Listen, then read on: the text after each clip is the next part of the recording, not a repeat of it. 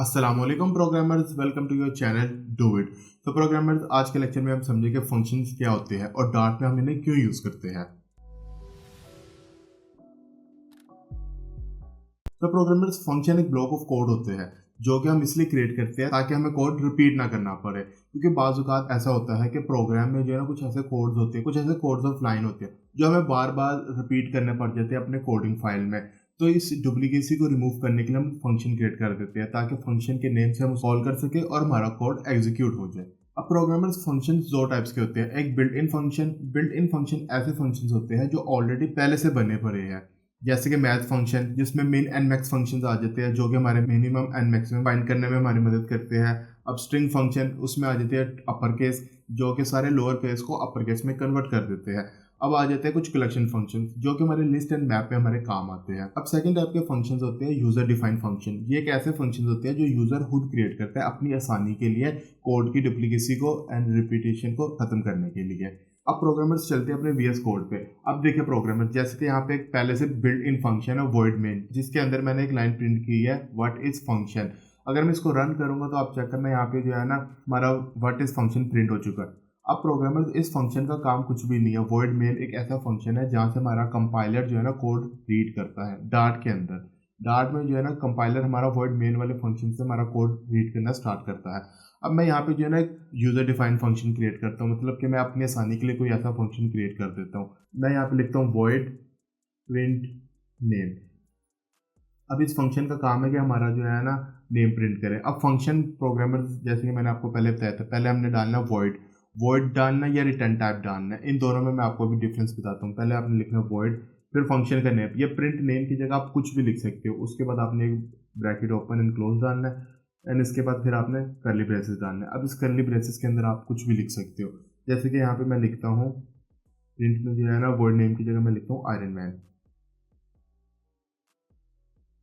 अब प्रोग्रामर, इस फंक्शन का कोई काम नहीं है। इस फंक्शन का सिर्फ सिंपल सा काम है कि हमारा आयरन मैन जो है हमारा प्रिंट कर देगा। तो जो है ना, अब देखिए प्रोग्रामर्स, कुछ ऐसे भी फंक्शंस हो सकते हैं। ये तो मैंने आपको समझाने के लिए सिर्फ एक लाइन का फंक्शन क्रिएट किया, लेकिन फंक्शन बेसिकली क्रिएट होते हैं 7-8 मैक्सिमम लाइनों के जो है ना कोड को यूटिलाइज बार बार करने के लिए हम फंक्शन क्रिएट कर देते हैं। अब देखिए प्रोग्रामर्स, इसको कॉल किस तरह करना है, क्योंकि देखिए अब अगर मैं इसको ऐसे रन करूँ तो देखिए मेरा what is function he print हो रहा है, मेरा आयरन मैन प्रिंट नहीं हो रहा है, बिकॉज क्योंकि मैंने इसको कॉल नहीं किया। अब इसको कॉल करने के लिए हमें इसे वॉइड मेन फंक्शन के अंदर ही लिखना है। हमने जो भी चीज़, अगर हम जो भी फंक्शन हम बाहर क्रिएट करेंगे तो उसको अगर हमने एग्जीक्यूशन में लेकर आना है तो उसको हमने वॉइड मेन के अंदर पहले डिक्लेयर भी करना है। तो इसलिए यहाँ पे मैं लिखता हूँ प्रिंट नेम, अपने फंक्शन का नेम यहाँ पे लिखता हूँ एंड में सेमीकोलन। अब मैं इसको सेव करता हूँ फाइल और अब मैं इसको रन करता हूँ। अब देखिए प्रोग्रामर्स, मेरा यहाँ पे नीचे आयरन मैन भी आ गया। अब इसका फायदा ये हो गया कि प्रोग्रामर्स देखिए, जब भी मुझे आयरन मैन प्रिंट करना पड़ेगा तो मैं पूरा आयरन मैन नहीं लिखूंगा, मैं सिर्फ इस फंक्शन के नेम को कॉल कर लूंगा। जैसे कि मैं एक दफ़ा और कॉल करता हूँ फंक्शन के नेम, और अगर मैं अब इसको रन करूंगा तो देख सकते हो कि मेरा 2 दफ़ा भी आयरन मैन प्रिंट हो चुका है। अब प्रोग्रामर्स, यहाँ पे मैंने वॉइड क्यों डाला? वॉइड मैंने इसलिए लिखा है क्योंकि इसकी कोई रिटर्न टाइप नहीं है इस फंक्शन में।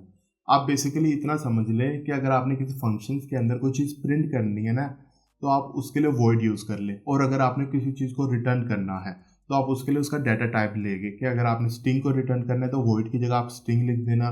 इंटीजर वैल्यू को अगर आपने रिटर्न करना है तो वॉइड की जगह आप इंट लिख लेना। और अगर तो आपने डबल को रिटर्न करना है तो आप वॉइड की जगह डबल लिख लेना। अब मैं आपको जो है ना यहाँ पे एक इंटीजर फंक्शन क्रिएट करके दिखाता हूँ जिसमें एक रिटर्न टाइप भी होगी और पैरामीटर भी होगा। अब पैरामीटर भी आपको मैं समझाता हूँ पैरामीटर क्या होता है। मैं सबसे पहले इसको रिमूव कर देता हूँ, इसको भी यहाँ से रिमूव कर देता हूँ और नीचे एक सिंपल सा फंक्शन बनाता हूँ। इस फंक्शन का काम सिर्फ यह है कि ये हमारे दो नंबर्स को आपस में हमें सम करके हमें आंसर दे देगा आउटपुट में। यहाँ पे मैं लिखता हूँ इंट, इनके अंदर लिखता हूँ सम। फंक्शन के नेम आप कुछ भी लिख सकते हो, ब्रैकेट, कर्ली ब्रैकेट, एंड यहाँ पे मैं लिखता हूँ रिटर्न। रिटर्न क्या करना है? रिटर्न करना है ए प्लस बी। ये वेरिएबल्स का नेम है, आप कुछ भी लिख सकते हो ए प्लस बी की जगह। अब इसको डिक्लेयर क्या करना है प्रोग्रामर? अब बात आती है प्रोग्रामर, ये ए प्लस बी को डिक्लेयर तो मैंने किया नहीं है, इस वजह से मुझे यहाँ पे अनडिफाइंड नेम का एरर शो हो रहा है। तो इसको डिक्लेयर आपने करना है यहाँ पे इस ब्रैकेट के अंदर, आपने इसको डिक्लेयर करना है। इस ब्रैकेट के अंदर आपने लिखना है इंट ए और कोमा के साथ आपने सेपरेशन देनी है, फिर इंट बी। और इसी चीज़ को कहते हैं पैरामीटर्स। इस फंक्शंस के इस ब्रैकेट के अंदर जो भी आप लिखोगे ना उसको हम कहते हैं पैरामीटर्स। इसका मतलब ये है कि इस ए एंड बी की जगह कोई भी वैल्यू आ सकती है। अगर आपने जब भी इस फंक्शन को कॉल करोगे, ए की जगह आपने ए की वैल्यू इनपुट कर देनी है और बी की जगह बी की वैल्यू इनपुट कर देनी है। अब मैं इस फंक्शन को कॉल करता हूँ, वॉइड मेन वाले फंक्शन में इसको मैं कॉल करूँगा, सम करूँगा, ए की जगह मैं वैल्यू देता हूँ ए की 4 एंड बी की जगह मैं बी की वैल्यू दे देता हूँ 5। आउटपुट हमें पता है 9 हमें शो होगा। अब मैं इसको सेव करता हूँ। अब देखिए प्रोग्रामर, जब मैं इसे रन करता हूँ ना तो देखिए सिर्फ व्हाट इज फंक्शन हमारा प्रिंट हो रहा है, 9 हमारा प्रिंट हो ही नहीं रहा। अब 9 इस वजह से प्रिंट नहीं हो रहा क्योंकि ये जो रिटर्न है ना, ये सिर्फ रिटर्न करके इसको अपने अंदर स्टोर कर देता है, डिस्प्ले कहीं नहीं करता, प्रिंट नहीं करता, क्योंकि मैंने इसको प्रिंट कराया ही नहीं है। अगर मैं चाहता हूँ कि मेरा यहाँ पे टर्मिनल स्क्रीन में हमारा 9 भी प्रिंट हो तो मुझे सम वाले फंक्शन को कॉल करना पड़ेगा हमारे प्रिंट वाले फंक्शन के अंदर। मैं यहाँ पे लिखता हूँ प्रिंट, इस फंक्शन के अंदर मैं सम वाले फंक्शन को कॉल करूँगा। अब मैं अगर इसको सेव करके रन करूँगा ना तो देखना प्रोग्रामर्स, हमारा आउटपुट में हमें 9 भी शो हो रहा है।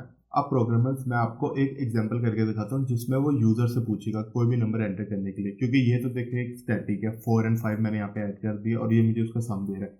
मैं इसको करता हूँ डायनेमिक में चेंज कि यूज़र जो है ना ड्यूरिंग रन टाइम, यहाँ पे हमारे टर्मिनल स्क्रीन में यूज़र हमसे पूछे कि नंबर ऐड करो, फर्स्ट नंबर एंटर करो, सेकंड नंबर एंटर करो, और फिर ये उसका सम करके हमें देगा। इसके लिए प्रोग्रामर जो सम वाला फंक्शन तो हमारा ऑलरेडी क्रिएट है, तो मैं यहाँ से रिमूव कर देता हूँ। सबसे पहले हम यहाँ पे इंपोर्ट करते हैं एक लाइब्रेरी इसलिए इंपोर्ट करें क्योंकि हमने यूज़र से इनपुट लेनी है। इंपोर्ट लाइब्रेरी हम इंपोर्ट करेंगे .:io मतलब इनपुट एंड आउटपुट स्ट्रीम। यहाँ पे मैं वेरिएबल क्रिएट कर देता हूँ int a and int b। अब एक चीज़ और प्रोग्रामर, ये जो सम वाला फंक्शन है ना, इसके अंदर जो int a और int b मैंने डिक्लेयर किया ना, इसका काम सिर्फ इस फंक्शन के अंदर तक, इस फंक्शन के बाहर इसका काम खत्म हो जाता है, इसलिए मैं यहाँ पे int a and int b भी ले पा रहा हूँ। लेकिन अगर देखें यहाँ पे मैं अगर दोबारा int a लिखूंगा ना तो मुझे एरर शो कर देगा। एरर इसलिए शो करेगा क्योंकि मैंने ऑलरेडी डिफाइन किया, ऑलरेडी डिक्लेयर किया हुआ है a, जब दैट्स वाई मुझे यहाँ पे एरर शो हो रहा है। मैं इसको कुछ भी लिख सकता हूँ, मैं आपको समझाने के लिए फिलहाल यहाँ पे a1 कर देता है एंड b1 भी कर देता हूँ ताकि क्लियर हो जाए।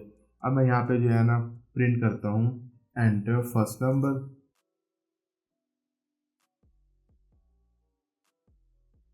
अब यहाँ पे सबसे पहले हमारे डिस्प्ले में व्हाट इज फंक्शन प्रिंट होगा, उसके बाद फिर प्रिंट होगा एंटर फर्स्ट नंबर। अब जब यूजर जो नंबर को एंटर करना है उसको स्टोर किधर करना है, उसको a1 के अंदर स्टोर करना है, b1 यहाँ पे लिखना है इसके आगे इज इक्वल। क्योंकि हमारा ये इंटीजर टाइप है इसलिए मुझे इसको कन्वर्ट करना पड़ेगा स्ट्रिंग में। स्ट्रिंग में कन्वर्ट करने के लिए हम अपना फंक्शन कॉल करेंगे int.parse। इस वाले फंक्शन के अंदर हमने लिखना है stdin.readLine_sync। ये वाले फंक्शन को कॉल कर देना है और इस फंक्शन के एंड में मैंने एक्सक्लेमेटरी मार्क ऐड करना है बिकॉज मैं नहीं चाहता कि मुझे नल रिटर्न हो। अब सिमिलरली इसी तरह मैं सेकंड नंबर को भी एंटर कर देता हूँ।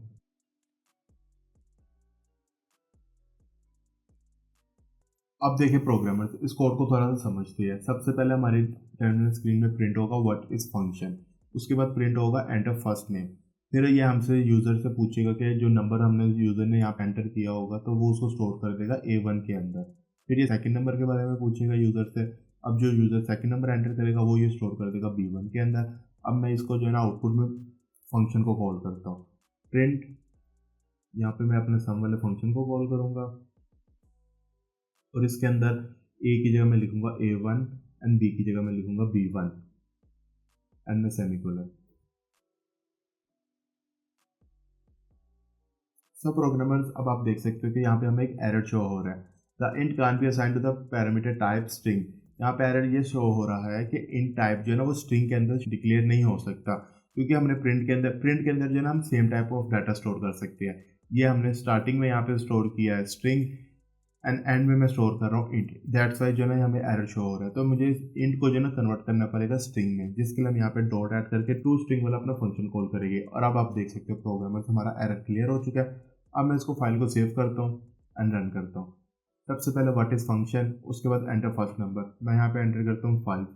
फिर सेकंड नंबर हमसे पूछे, सेकंड नंबर में एंटर करता हूँ 25।